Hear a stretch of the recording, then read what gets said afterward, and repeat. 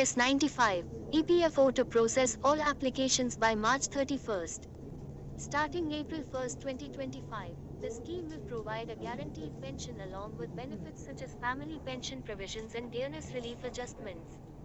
The Employees Provident Fund Organization (EPFO) has processed 70% of applications under the Pension on Higher Wages (POHA) scheme and aims to complete the remaining cases by March 31st, 2025. This update was shared during the Executive Committee A meeting of the Central Board of Trustees (EPF), chaired by Labour and Employment Secretary Sumita Davra.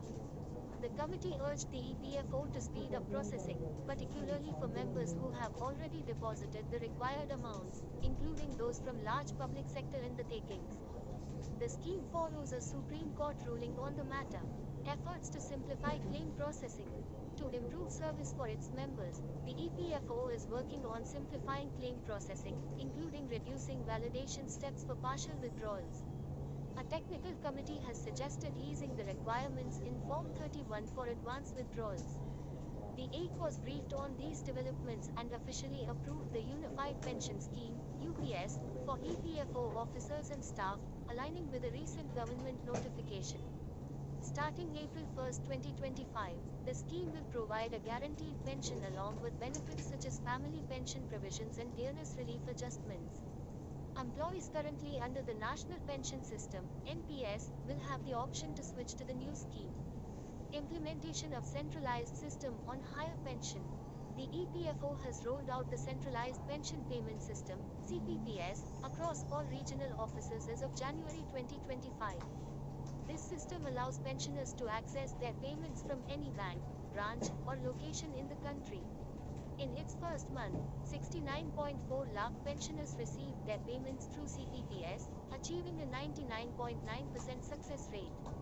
The AIC stressed the need for a smooth transition to the Aadhaar-based payment system, ABPS, ensuring pension payments go directly into Aadhaar-linked bank accounts for added security and efficiency. Modernization and digital advancements. The EPFO is shifting from decentralized databases to a centralized system under its CITES 2.01 initiative.